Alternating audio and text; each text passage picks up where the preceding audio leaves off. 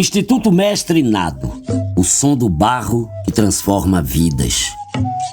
Olinda respira e inspira cultura, cidade patrimônio, berço de manifestações culturais reconhecidas no Brasil e no mundo. Em Olinda nasceu o Mestre Nado, patrimônio vivo e notório saber de Pernambuco. Ceramista, oleiro e músico. Já criou mais de 70 instrumentos de sopro e percussão adotados por grandes nomes da música brasileira. Amor na terra, todo cê precisa dele usar.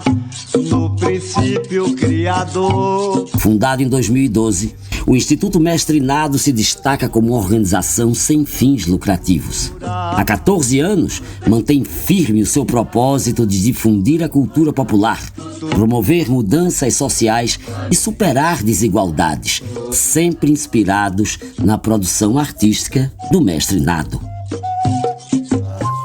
O músico usa pra cantar, belas melodias se ouvem no ar.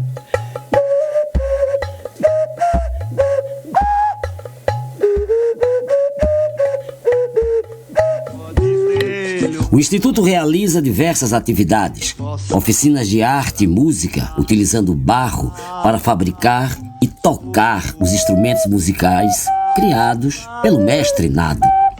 Trabalha com a formação de agentes multiplicadores da cultura, transmitindo a técnica e a arte do Mestre Nado para todas as gerações. Realiza intercâmbios culturais, acolhendo e trocando experiências com artistas e instituições do Brasil e do mundo. O Instituto Mestre Nado trabalha prioritariamente com crianças, adolescentes e pessoas idosas, provando que a cultura e a educação transformam vidas e constroem um mundo melhor. O barro é nobre para nele se expressar.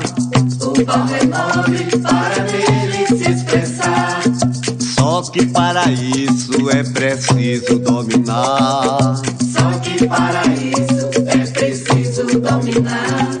Apoie nossos projetos e contribua para manter viva a arte de fazer música com o barro.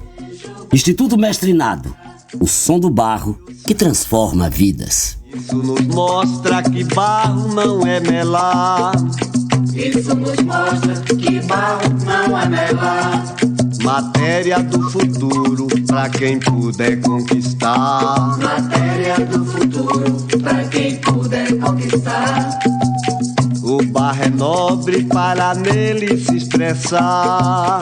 O barro é nobre para nele se expressar. Só que para isso é preciso dominar.